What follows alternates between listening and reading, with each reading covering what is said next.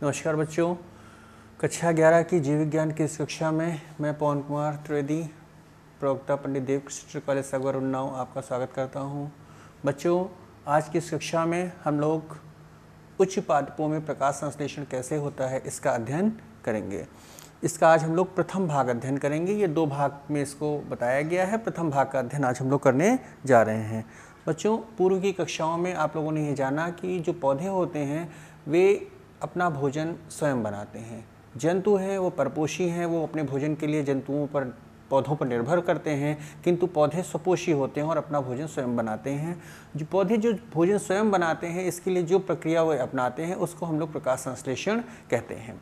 इसी प्रकाश संश्लेषण के जो आज के हमारे शिक्षण बिंदु हैं इस पर एक नज़र डालते हैं। हम लोग आज अध्ययन करेंगे कि प्रकाश संश्लेषण क्या है, प्रकाश संश्लेषण के प्रमुख बिंदु क्या हैं, उसकी कुछ विशेषताएं क्या होती हैं इसको जानेंगे।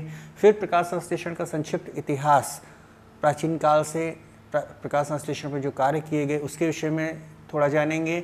इसके विषय में जो प्रकाश संश्लेषण से संबंधित प्रारंभिक प्रयोग किए गए हैं उनके विषय में अध्ययन करेंगे। इसके बाद हम लोग ये जानेंगे कि प्रकाश संश्लेषण की क्रिया पौधे के किस भाग में संपन्न होती है, इसके विषय में अध्ययन करेंगे। प्रकाश संश्लेषण से संबंधित वर्णक कौन कौन से हैं, अर्थात पत्ती में ऐसा क्या पाया जाता है, क्या उसके वर्णक कौन से हैं और उनके कार्य क्या हैं, इसके विषय में जानेंगे। प्रकाशीय स्पेक्ट्रम के बारे में जानेंगे। प्रकाश के रंगों में का प्रकाश संश्लेषण की क्रिया पर क्या प्रभाव होता है, इसके विषय में भी जानेंगे। जो हमारे प्रकाश संश्लेषण की क्रिया में 2 वर्णक तंत्र, प्रकाशीय स्पेक्ट्रम के 2 वर्णक तंत्र काम करते हैं, PS फर्स्ट और PS सेकेंड। इसको हम लोग photo system first, photo system second के नाम से जानते हैं। इसके विषय में भी जानकारी करेंगे और अंत में हम लोग जो भाग 2 होगा उसका सारांश भी देख लेंगे कि हमारा क्या बचता है, जिसको हम लोग भाग 2 में अध्ययन करेंगे। ये शुरुआत करते हैं। सबसे पहले देखते हैं प्रकाश संश्लेषण क्या है। बच्चों, जैसा आप लोग जानते हो कि जो पौधे की पत्तियां होती हैं वे प्रकाश की उपस्थिति में जो उसका हरित लौक वाला भाग होता है उसमें कार्बन डाइऑक्साइड व जल के सहयोग से, जल के साथ मिल करके कार्बोहाइड्रेट का निर्माण करती हैं और इसी क्रिया को हम लोग प्रकाश संश्लेषण कहते हैं। जो प्रकाश संश्लेषण की क्रिया होती है इसका जो मुख्य उत्पाद है वो है ऑक्सीजन गैस, जो कि इस क्रिया में निकलती है। जो इस रिएक्शन के द्वारा यहाँ पर अभिक्रिया की जो दिखाई जा रही है, इसमें दिखाया गया है कि कार्बन डाइऑक्साइड के 6 मोल 12 जो अणु हैं जल के साथ संयोग करते हैं। प्रकाश की उपस्थिति है, पर्णहरिम की उपस्थिति है, पौधे की पत्ती वाला भाग होता है जिसमें ये सब क्रिया होती है और कार्बोहाइड्रेट का निर्माण होता है, जल का निर्माण होता है और प्रमुख उत्पाद जो है ऑक्सीजन निकलती है। 6 CO2 का उपयोग होता है और बदले में 6 O2 वहाँ से बाहर निकलती है। ये जो ऑक्सीजन होती है, O2 होती है, इसका प्रयोग विभिन्न प्रकार के जो जीव जंतु हैं वो अपने श्वसन क्रिया में करते हैं और इससे वातावरण का शुद्धिकरण भी होता है। बच्चों, पृथ्वी पर जो कुल प्रकाश संश्लेषण होता है उसका जो अधिकांश भाग होता है वो हम लोग देखते हैं कि समुद्रीय भाग में ज़्यादा होता है। ये लगभग जो 85% भाग होता है ये समुद्र के अंदर होता है, 5% भाग स्वच्छ जल की झीलों में होता है और 10% भाग ही जो होता है वो हमारे स्थलीय पौधों के द्वारा किया जाता है। अर्थात कुल प्रकाश संश्लेषण का जो केवल 10% भाग स्थलीय पौधे द्वारा और 90% भाग जलीय पौधों के द्वारा होता है। अर्थात इसका मतलब है कि जो जलीय पौधे हैं वो प्रकाश संश्लेषण में बहुत भूमिका अदा करते हैं। इसीलिए जो समुद्र है उसको CO2 का, इसमें जल में CO2 की जो मात्रा होती है वायुमंडल की अपेक्षा 10 गुना अधिक होती है। यह एक प्रमुख कारण है जिसके कारण जल के अंदर जो होता है जो प्रकाश संश्लेषण की दर है वो काफ़ी अधिक हो जाती है और इसीलिए समुद्र को CO2 का भंडार भी कहा जाता है। बच्चों, आगे देखते हैं कि प्रकाश संश्लेषण के प्रमुख बिंदु क्या क्या हैं। हम लोग देखते हैं कि प्रकाश संश्लेषण एक उपचयी क्रिया है। यह क्रिया क्लोरोफिल युक्त हरी पत्तियों में संपन्न होती है, क्लोरोफिल पादप कोशिकाओं में संपन्न होती है। यह क्रिया प्रकाश की उपस्थिति में हरित लवक में संपन्न होती है। पत्तियां हैं, पत्तियों के अंदर हरित लवक एक कोशिकांग होता है जिसके अंदर ये क्रिया संपन्न होती है। इस क्रिया में पौधे वायुमंडल से CO2 लेते हैं, मृदा से H2O ग्रहण करते हैं और फिर क्या होता है इसके सहयोग से ग्लूकोज या अन्य कार्बोहाइड्रेट्स का निर्माण करते हैं। इस क्रिया में जो पौधे होता है सौर ऊर्जा को रासायनिक ऊर्जा में परिवर्तित करते हैं। रासायनिक ऊर्जा जो होती है वो कार्बोहाइड्रेट के उच्च ऊर्जा बंधों के रूप में संचित होती है। इस क्रिया में जल के अपघटन से ऑक्सीजन मुक्त होती है। ये इसका प्रमुख बिंदु है। हम सोच सकते हैं कि क्या कार्बन डाइऑक्साइड से ऑक्सीजन बनती है, उससे निकलती है, तो यहाँ पे हमारा उत्तर होगा नहीं। जो ऑक्सीजन निकलती है वो जल के अपघटन से निकलती है। इसका विस्तृत वर्णन हम लोग आगे करेंगे कैसे होता है। बच्चों, इसके बाद हम लोग देखते हैं कि प्रकाश संश्लेषण का एक संक्षिप्त इतिहास क्या है, इसके बारे में थोड़ी जानकारी करते हैं। अरस्तु एवं थियोफ्रस्टस ने से लेकर आज तक प्रकाश संश्लेषण पर बहुत सारी खोजें की गई हैं, बहुत सारे कार्य किए गए हैं और इसका एक विस्तृत ज्ञान प्रस्तुत किया गया है। इसमें जो प्रमुख वैज्ञानिक हैं इनके बारे में हम आपको बताते हैं। ड्यूरोचैट ने 1837 में बताया था कि प्रकाश संश्लेषण की क्रिया के लिए क्लोरोफिल आवश्यक है। लिबिग ने 1845 में बताया कि जो CO2 होती है तथा H2O से मिलकर कार्बनिक पदार्थों का निर्माण होता है। इसके बाद JB मैक्सवेल ने 1864 में बताया कि जो प्रकाश संश्लेषण की क्रिया होती है इसमें जो ऊर्जा का स्रोत होता है वो सूर्य का प्रकाश होता है। वॉन नील इनका प्रमुख कार्य था। 1931 में इन्होंने सिद्ध किया कि प्रकाश संश्लेषण की क्रिया में जो ऑक्सीजन गैस निकलती है वो जल के CO2 से नहीं निकलती है बल्कि जल के विघटन से निकलती है, जो अभी हमने पहले बात करी थी। इसको वॉन नील ने बताया था। रॉबिन हिल ने 1932 में प्रकाश संश्लेषण की हिल क्रिया को प्रदर्शित किया। इसका विस्तृत वर्णन आगे अभी हम लोग करेंगे। हैच और स्लैक ने 1967 में पौधों में C4 चक्र, एक विशेष प्रकार का कार्बन स्थिरीकरण चक्र होता है, इसके बारे में बताया था। इसका अध्ययन भी हम लोग इसके भाग 2 में करेंगे। बच्चों, अब हम लोग देखते हैं कि प्रकाश संश्लेषण से संबंधित कुछ प्रारंभिक प्रयोगों के बारे में जानते हैं। इसमें जो हमारे एक वैज्ञानिक हैं जोसेफ प्रिस्टले ने इन्होंने कुछ प्रयोग किए थे। इन्होंने क्या किया था, 2 बेल जार लिए थे। एक बेल जार में देखिए जैसा चित्र में दिखाया गया, एक बेल जार में एक मोमबत्ती को जला के रखा और एक चूहे को रख दिया और बंद कर दिया। क्या देखते हैं कि थोड़े समय के बाद चूहा मर जाता है, क्योंकि जब तक इसमें शुद्ध वायु थी तब तक चूहा जीवित रहा और जैसे ही इस मोमबत्ती के कारण शुद्ध वायु अशुद्ध वायु के रूप में परिवर्तित हुई, अर्थात वो ऑक्सीजन की कमी हुई उस जार में, चूहा मृत हो गया। एक दूसरा जार उन्होंने लिया, उसमें उन्होंने क्या किया, उस मोमबत्ती के साथ में एक चूहा भी लिया, चूहे के साथ में एक पौधे को रख दिया और फिर क्या देखते हैं, उतने ही समय के बाद वो देखते हैं कि उसमें चूहा जीवित है। क्यों है ऐसा? क्योंकि इससे उन्होंने कैसा क्यों हो जाता है, क्योंकि जो मोमबत्ती के जलने से जो शुद्ध वायु अशुद्ध वायु में परिवर्तित हो रही थी उसको जो पौधे की पत्तियां हैं पुनः शुद्ध कर रही थी, अर्थात उससे निकलने वाली CO2 को पुनः ऑक्सीजन के रूप में परिवर्तित करने का कार्य पौधों की पत्तियों के द्वारा हो रहा था, जिसके कारण वो चूहा वहाँ पर जीवित रहा। तो ये प्रिस्टले ने इसको किया। परिणाम इसका क्या आया कि हरे पौधे वायुमंडल को शुद्ध करते हैं। ये प्रथम परिणाम है जो जोसेफ प्रिस्टले ने प्रकाश संश्लेषण से संबंधित दिया था। जॉर्ज ईजेनहाउस ने भी प्रिस्टले की तरीके से ही उन्हीं की तरीके से उपकरण का प्रयोग किया और उन्होंने एक बताया प्रकाश संश्लेषण के बारे में।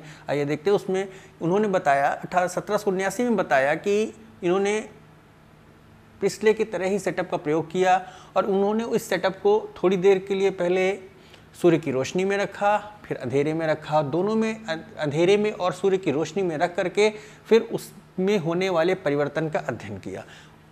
क्या पता चला, उन्होंने पाया कि जब उस सेटअप को तेज धूप में रखा जाता है तो क्या होता है, पौधे के आसपास जो जार के ऊपरी भाग होता है छोटे छोटे बुलबुले बन गए थे, जबकि जो अंधेरे में रखा पौधा था उसमें इस तरीके की कोई क्रिया अर्थात बुलबुले बने नहीं थे। क्या उन्होंने जो ये बुलबुले बने थे इसकी पहचान ऑक्सीजन के रूप में की। अर्थात क्या हुआ कि जब प्रकाश में रखा गया तो प्रकाश पौधे के द्वारा प्रकाश संश्लेषण की क्रिया की गई और वो जो प्रकाश संश्लेषण की क्रिया के द्वारा ऑक्सीजन गैस निकली वो उस जार में के ऊपर बूंदों के रूप में, जल की बूंदों के रूप में वहाँ पर इकट्ठा दिखाई दी। किंतु जब अंधेरे में था तो इस तरीके की कोई क्रिया धीमी हो गई या कम हो गई, नहीं हुई। इस कारण से वहाँ पर ऑक्सीजन या जो बुलबुले थे नहीं दिखाई पड़े गैस के और इसलिए उसे हम लोगों ने उन्होंने माना कि अर्थात इसमें ऑक्सीजन गैस नहीं निकली। इससे निष्कर्ष क्या निकलता है कि पौधे सूर्य के प्रकाश की उपस्थिति में ही वायु को शुद्ध करते हैं। यह शुद्धिकरण केवल पौधे के हरे भागों द्वारा ही किया जा सकता है।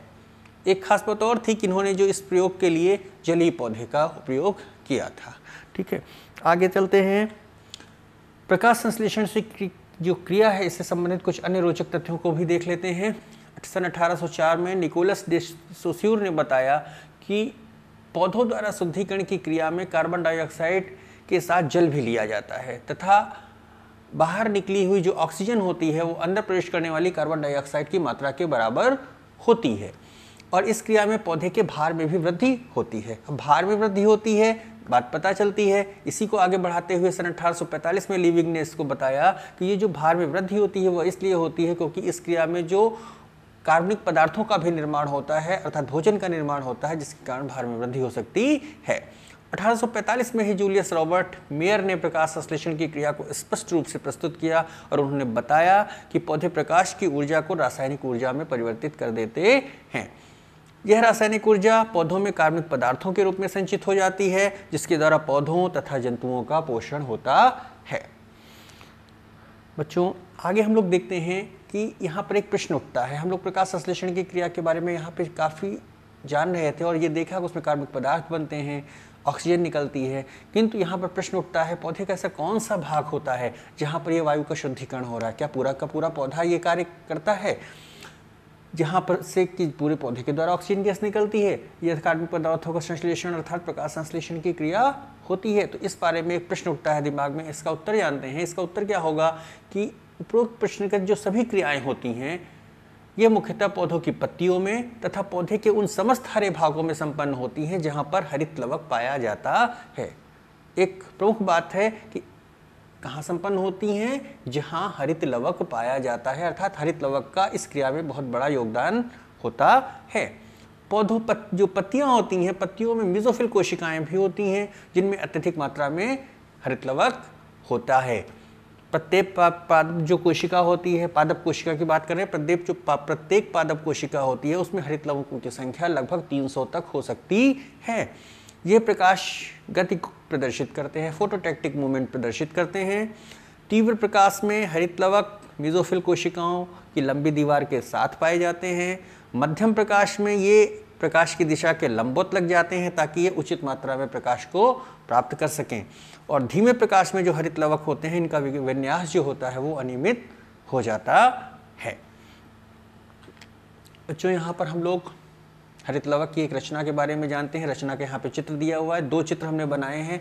यहाँ देखते हैं कि गोल या अंडाकार भाग है जो 2 भित्तियों से बना हुआ है। एक बाह्य भित्ति है, एक अंतः भित्ति है। इसके अंदर एक द्रव भरा होता है जिसको हम लोग स्ट्रोमा के नाम से जानते हैं। और स्ट्रोमा के साथ साथ में इसमें कुछ अंदर की ओर कुछ प्लेट रूपी रचनाएं पाई जाती हैं जिनको हम लोग थैलाकोइड्स के नाम से जानते हैं। और ये बहुत सारे जो थैलाकोइड्स जब एक के ऊपर एक इकट्ठा हो जाते हैं तो एक जो समूह बनता है और इस समूह रूपी रचना को हम लोग ग्रेना के नाम से जानते हैं। ग्रेनम इसको कहते हैं। इसमें कुछ राइबोसोम्स भी पाए जाते हैं, कुछ स्टार्च के कण भी पाए जाते हैं, लिपिड की बूंदें भी होती हैं। तथा यहाँ पर एक प्रमुख बात है कि इन जो ग्रेनास की बात हम कर रहे थे, इन ग्रेनम्स को जोड़ने के लिए कुछ पतली पतली पटलिकाएँ भी पाई जाती हैं जिनको हम लोग ग्रेनम लैमली या स्ट्रोमा लैमली के नाम से जानते हैं। देखिए पीठिका पटलिका यहाँ पर जिनको दिखाया गया है। दूसरे चित्र में ये एक जो हरित लवक है इसकी हमने जो बाहर से दिखने वाली रचना है, इसका जो आंतरिक है इसका एक व्यू दिखाया। किंतु इसी को जब अंदर की ओर देखते हैं तो देखिए वहाँ पर छोटे छोटे प्लेट रूपी रचनाएं उस चित्र के अंदर वाले भाग में किस तरीके से दिखाई देते हैं। दाने रूपी रचनाएं होती हैं और ये इस प्रकार से बहुत सारे ग्रेनम का वहाँ निर्माण हो रहा है। सिंगल जो ग्रेनम होगा, सिंगल जो ये प्लेट रूपी रचना होगी उसको थैलाकोइड कहेंगे। और इस जो थैलाकोइड होता है, इस थैलाकोइड के अंदर कुछ सूक्ष्म कण पाए जाते हैं, असंख्य सूक्ष्म कण पाए जाते हैं जिनको हम लोग क्वांटासोम्स के नाम से जानते हैं। आगे इसका हम लोग अध्ययन करेंगे। तो आप लोगों ने इस हरित लवक की रचना का वैसे जो इसके प्रारंभ में हम लोगों ने चैप्टर का अध्ययन किया है कोशिका में हरित लवक की रचना के बारे में बताया गया है। सूक्ष्म यहाँ पे हमने इसकी बारे में बताया आपको। आगे देखते हैं इसकी रचना के विषय में थोड़ा सा और देख लेते हैं कि प्रत्येक हरित लवक लाइपोप्रोटीन की 2 एकक झिल्लियों से बना होता है। बाहरी झिल्ली, अंतर वाली झिल्ली, आंतरिक झिल्ली जिसको भी बताया हमने आपको। बाहरी झिल्ली तथा आंतरिक झिल्ली के बीच के जो स्थान होता है उसको हम लोग बाह्य कक्ष कहते हैं। इसके आंतरिक भाग में 2 तंत्र पाए जाते हैं, स्ट्रोमा अर्थात जो प्रोटीन युक्त पदार्थ होता है, और नंबर 2 ग्रेना जो भी प्लेट रूपी रचनाओं का एक समूह होता है, स्ट्रोमा। इसे मैट्रिक्स भी कहते हैं। प्रोटीन युक्त कोलाइडल पदार्थ है जिसमें डीएनए, आरएनए तथा 70 इस प्रकार के राइबोसोम्स पाए जाते हैं। जो स्ट्रोमा के अंदर होता है एंजाइमेटिक क्रिया होती है जिसके द्वारा शर्करा का निर्माण होता है जो कि बाद में स्टार्च के रूप में परिवर्तित हो जाता है। स्ट्रोमा के अंदर प्रकाश संश्लेषण की अंधकारमय प्रक्रिया संपन्न होती है, अर्थात ऐसी क्रिया जिसके लिए प्रकाश की आवश्यकता नहीं होती है। इसके बाद हम लोग देखते हैं ग्रेना तंत्र या लैमेली तंत्र। ग्रेना तंत्र, जैसा हमने बताया था कि ग्रेनम का निर्माण थैलाकोइड्स के द्वारा होता है। थैलाकोइड्स में क्वांटासोम्स पाए जाते हैं और क्वांटासोम्स प्रकाशग्राही भाग होते हैं। इसमें क्या है, हरित लवक के अंदर वाले भाग में कुछ डिस्क, थैली या सिक्के जैसी रचनाएं पाई जाती हैं जो समूह में व्यवस्थित रहती हैं। इन्हें थैलाकोइड कहते हैं या ग्रेनम कहा जाता है या ग्रेनम लैमेली कहा जाता है। जब कई थैलाकोइड एक साथ व्यवस्थित होकर एक समूह बनाते हैं तो उसे ग्रेना तंत्र या ग्रेनम कहते हैं। प्रत्येक ग्रेनम में 10 से 100 तक ग्रेना लैमेली हो सकती हैं। प्रत्येक थैलाकोइड के अंदर कुछ सूक्ष्म सिक्के जैसी रचनाएं पाई जाती हैं जिन्हें क्वांटासोम्स कहते हैं। प्रत्येक क्वांटासोम्स में लगभग 230 प्रकाश संश्लेषी अणु पाए जाते हैं, इसके जैसे chlorophylls, carotenoids, cytochromes, phycobilins, ATP synthetase आदि। स्ट्रोमा लैमेली दो निकटतम ग्रेना को जोड़ने का भी कार्य करती है। अभी मैंने पूर्व में भी इसको बताया था चित्र में। इस तंत्र के अंदर प्रकाश संश्लेषण की प्रकाशमय प्रक्रिया अर्थात लाइट रिएक्शन संपन्न होती है। पूर्व में एक बार चित्र फिर देख लेते हैं, आप लोग इसको देख सकते हो। जैसा भी आगे बताया है वही यहाँ पर आपको दिख रहा है कि नहीं दिख रहा है। आगे देखते हैं बच्चों, इसके हम लोग देखते हैं कि अब यहाँ पर फिर एक प्रश्न उठता है कि हम लोग जब पौधे की पत्तियों का अध्ययन करते हैं तो सभी पत्तियों का जो रंग होता है वो हरा नहीं होता एक समान। अब यहाँ हरित लवक हम की बात कर रहे हैं, अर्थात हरे भाग में प्रकाश संश्लेषण होता है, पर सभी पत्तियों का रंग जो उनका हरापन होता है वो एक समान, कहीं गाढ़ा हरा होता है, कहीं हल्का हरा होता है, कहीं कुछ पीलापन लिए होती हैं। ऐसा क्यों होता है, इनमें क्या अंतर पाए, ये जो अंतर होता है ये क्यों होता है, आइए इसके विषय में जानते हैं थोड़ा सा। पौधे की पत्तियों का हरा रंग केवल एक वर्णक के कारण नहीं होता। जो रंग होता है ये वर्णकों के कारण होता है, तो इसमें केवल एक वर्णक नहीं पाया जाता जिसके कारण वो हरा हो, बल्कि क्या होता है इसमें कई वर्णक प्रकार के वर्णक पाए जाते हैं और अलग अलग पौधों में इन वर्णकों की मात्रा अलग अलग होती है और इसी कारण पत्तियों का रंग अलग अलग होता है। अब यहाँ पर हम देखते हैं कि इसका जो प्रकाश का संश्लेषण है, स्लाइड में प्रकाश थोड़ा सा उधर हो गया, देख लेते हैं प्रकाश संश्लेषण से संबंधित वर्णक और उनके कार्य। जो प्रकाश संश्लेषण की बात करते हैं इससे में कौन कौन से वर्णक प्रयुक्त होते हैं इसके बारे में जानते हैं। पौधों की पत्तियों में कई प्रकार के वर्णक पाए जाते हैं, जैसे नंबर 1 पे है क्लोरोफिल ए, ये नीले और हरे रंग का वर्णक होता है। क्लोरोफिल बी, ये पीले रंग का वर्णक होता है। क्लोरोफिल सी, ये भूरे रंग का वर्णक होता है जो कि डायटम्स में, भूरे शैवाल आदि में पाया जाता है। क्लोरोफिल डी, यह लाल शैवालों में पाया जाने वाला वर्णक होता है। क्लोरोफिल ई, यह पीले रंग का वर्णक है जो कि शैवालों के जेंथोफाइसी कुल के सदस्यों में पाया जाता है। हालांकि हम लोग इसके विषय में विस्तृत अध्ययन यहाँ पे नहीं करेंगे क्योंकि हम लोग उच्च पादपों में प्रकाश संश्लेषण का अध्ययन कर रहे हैं, किंतु सूक्ष्म अध्ययन भी यहाँ पर आवश्यक है, हमें ये पता होना चाहिए, इसलिए मैंने इसको बताया आपको। क्लोरोफिल या पर्णहरिम सभी प्रकार के प्रकाश संश्लेषित पदार्थों में पाए जाने वाले हरे रंग का वर्णक है जो कि नीली, बैंगनी, लाल व नारंगी रंग किरणों का अवशोषण करता है, हरे रंग की किरणों को परावर्तित करता है और इसी कारण पौधे की जो पत्तियां होती हैं वो हरी दिखाई देती हैं। इसमें कैरोटीनॉइड्स जो होता है, जो क्लोरोफिल के साथ नारंगी व पीले रंग के वर्णक भी पाए जाते हैं जो कि स्पेक्ट्रम से लाल से पीले रंग के बीच की प्रकाश तरंगों को ग्रहण करने का कार्य करते हैं। इन्हें हम कैरोटीनॉइड्स के नाम से जानते हैं। ये जो कैरोटीनॉइड्स होते हैं ये फूलों और फलों को रंग प्रदान करते हैं, विटामिन ए के संश्लेषण में मदद करते हैं। इसके साथ साथ पौधों में जो इसके हैं फाइकोबिलिस भी पाए जाते हैं। यह मुख्य रूप से जो लाल तथा नीले हरे शैवाल, जिसको हम लोग ब्लू ग्रीन एल्गा के नाम से जानते हैं, सूक्ष्म शैवाल होते हैं, उसमें ये फाइकोबिलिस पाए जाते हैं। जल में विलेय होते हैं और अधिक ताप पर नष्ट हो जाते हैं। फाइकोबिलिस भी प्रकाश तरंगों को ग्रहण कर उन्हें क्लोरोफिल को पहुंचाने का कार्य करते हैं। इसके बाद बच्चों हम लोग देखते हैं, अब हम लोगों ने वर्णकों के बारे में तो जान लिया कि वर्णक कितने होते हैं, कैसे होते हैं। अब थोड़ा प्रकाश के बारे में जानते हैं। हम लोगों ने अध्ययन किया है पहले कि प्रकाश का निर्माण कई रंगों से मिलकर के होता है। हमारी समझ में आप लोग जानते होंगे कि प्रकाश कितने रंगों से मिलकर के बना होता है। हाँ सही है, 7 रंगों से मिलकर बना होता है। और वो 7 रंग कौन कौन से होते हैं, इनको हम लोग इस क्रम से अगर बात करते हैं तो यहाँ पर लिखा हुआ है कि इसको बैंगनी रंग, बैजानी हपीनाला, बैंगनी, जामुनी, नीला, हरा, पीला, नारंगी और लाल, ये प्रमुख रंग होते हैं जो प्रकाश के स्पेक्ट्रम में पाए जाते हैं। यहाँ पर हमने जो प्रकाश के रंगों को थोड़ा सा डिवाइड करते हुए उसकी तरंगदैर्घ्य के क्रम में यहाँ पर दिखाया हुआ है कि किस प्रकार जो प्रकाश के में पाए जाने वाले विभिन्न प्रकार के रंग हैं वो तरंगदैर्घ्य के अनुक्रम में उसके सीक्वेंस होता है कि तरंगदैर्घ्य के बढ़ते हुए क्रम में यहाँ पर इसको दिखाया गया है।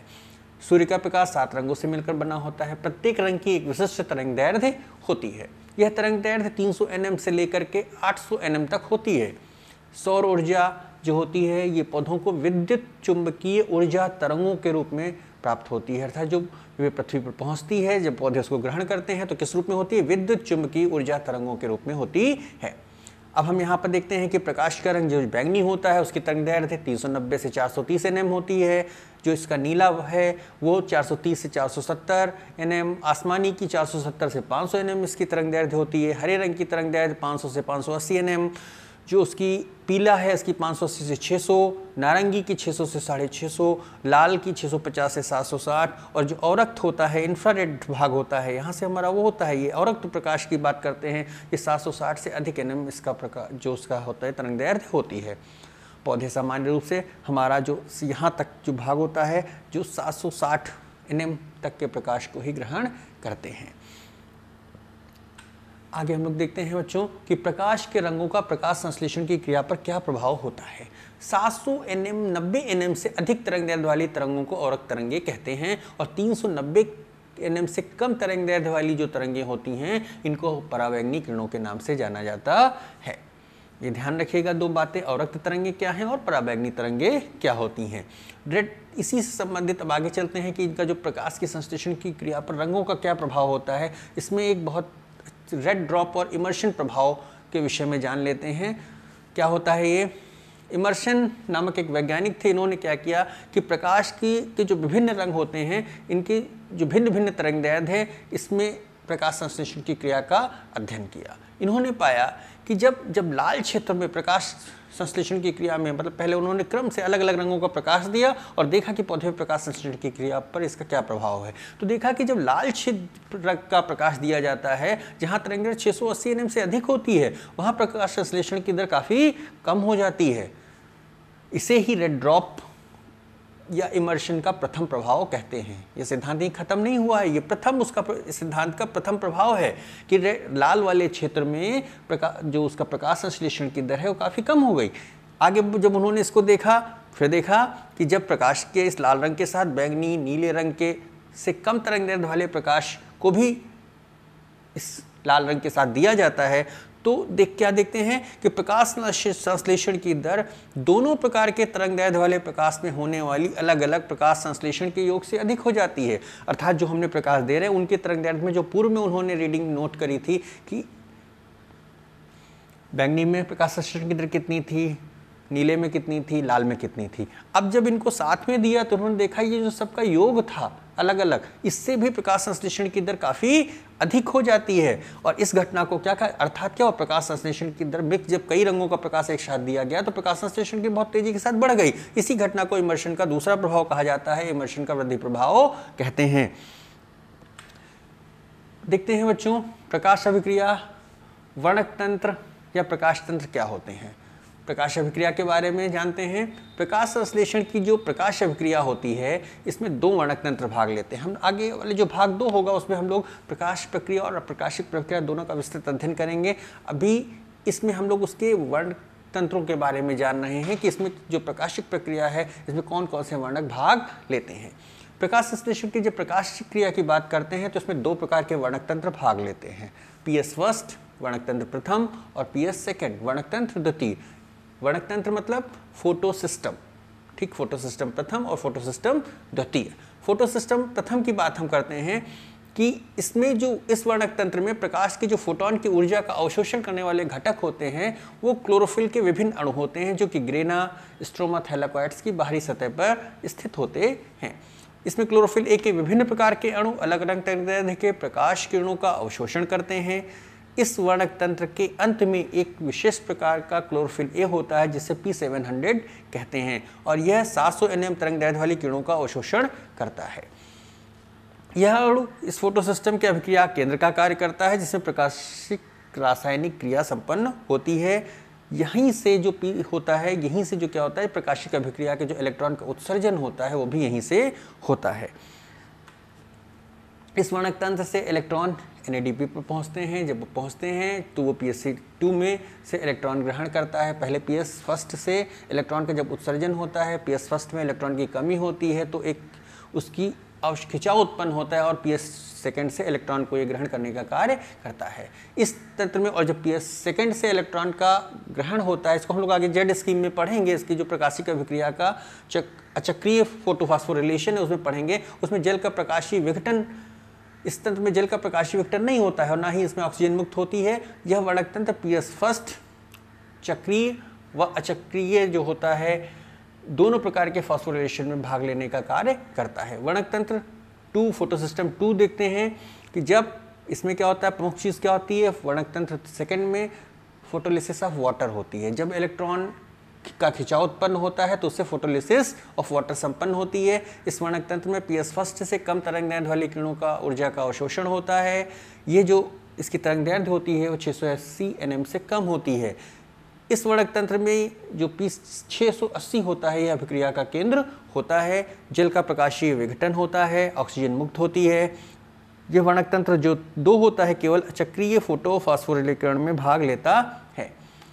अब हम यहाँ पर देखते हैं 2 प्रकाश तंत्रों में वर्णकों का वितरण। यहाँ पर PS फर्स्ट है और ये PS सेकंड है। यहाँ पर देखते हैं कि इसमें लगभग इसमें जो पाए जाने वाले वर्णक हैं एक समान होते हैं। मुख्य अंतर जो होता है कि यहाँ पर PS सिस्टम फर्स्ट जो होता है इसमें क्लोरोफिल A पाया जाता है और वहाँ पर क्लोरोफिल A उपस्थित नहीं होता है। नीचे भी क्लोरोफिल A यहाँ दिखाया गया है, वहाँ पर क्लोरोफिल A के यहाँ पर कई भाग हैं, बहुत सारा क्लोरोफिल A है, वहाँ पर क्लोरोफिल A का एक सूक्ष्म मात्रा में उपस्थित होता है। ये इसमें दिखाया गया। ये इसका रिएक्शन सेंटर P700 होता है और यहाँ पर का जो रिएक्शन सेंटर होता है, अभिक्रिया बिंदु होता है वो P680 होता है। हम लोग अब देखते हैं कि जो भाग 2 होता है, हम लोग आगे इसके पढ़ेंगे बच्चों। यहाँ पे हम भाग 1 को विराम देते हैं और इसके जो भाग 2 इसकी शेष चीज़ें होंगी वो उसका अध्ययन हम लोग करेंगे। जो उसमें प्रकाश संश्लेषण की हम लोग आधुनिक संकल्पना का अध्ययन करेंगे। प्रकाश रासायनिक जो अभिक्रिया होती है, हिल अभिक्रिया क्या होती है, इसके विषय में जानेंगे। प्रकाश का फास्फोरिलीकरण कैसे होता है, फोटोफॉस्फोरिलेशन क्या होता है, इसमें चक्रीय फोटोफॉस्फोरिलेशन और अचक्रीय फोटोफॉस्फोरिलेशन का अध्ययन करेंगे। जो उसकी केमियोस्मोटिक हाइपोथेसिस देखेंगे। अप्रकाशिक अभिक्रिया बेंसन केल्विन साइकिल के बारे में जानेंगे, C4 साइकिल जानेंगे, प्रकाशीय श्वसन को जानेंगे और तथा प्रकाश संश्लेषण को प्रभावित करने वाले कारकों का भी अध्ययन करेंगे। इस प्रकार बच्चों हम लोग देखते हैं कि जो ये आज का जो हमारा अध्याय था इसमें आपने प्रकाश संश्लेषण से संबंधित विभिन्न तथ्यों को अच्छी तरीके से समझ लिया होगा। इसकी प्रकाशिक अभिक्रिया और अप्रकाशिक अभिक्रिया का अध्ययन भाग 2 में करेंगे। जैसा हमने बताया इस भाग का अब आपको हम गृह कार्य बता देते हैं। आपको किसी प्रयोग के द्वारा ये सिद्ध करना है। पूर्व अध्ययन के अनुसार भी आप देख सकते हैं जो पूर्व में अध्ययन किया है कि प्रकाश संश्लेषण की क्रिया में ऑक्सीजन गैस निकलती है, इसको आप सिद्ध करिए। पौधे के जीवन में प्रकाश का क्या महत्व होता है, इसको आप अपने शब्दों में बताइए। प्रकाश संश्लेषण की क्रिया में क्लोरोफिल का क्या महत्व है, इसको आपको बताना है। चक्रीय अचक्रीय फोटोफॉस्फोरिलेशन में प्रमुख अंतर बताइए। रेड ड्रॉप और इमर्शन प्रभाव क्या होता है, इसको बहुत ध्यान से करिएगा, बहुत महत्वपूर्ण प्रश्न है। प्रकाश संश्लेषण की क्रिया में उत्पन्न ऑक्सीजन गैस का स्रोत क्या होता है, ये भी बहुत महत्वपूर्ण बात है, आपको इसको बताना होगा। बच्चों हमें आशा है कि आपने आज इस अध्याय से काफ़ी कुछ सीखा होगा प्रकाश संश्लेषण के बारे में। भाग 2 में शेष चीज़ों का आपके साथ भाग लेकर हम आपके सामने आएंगे। नमस्कार।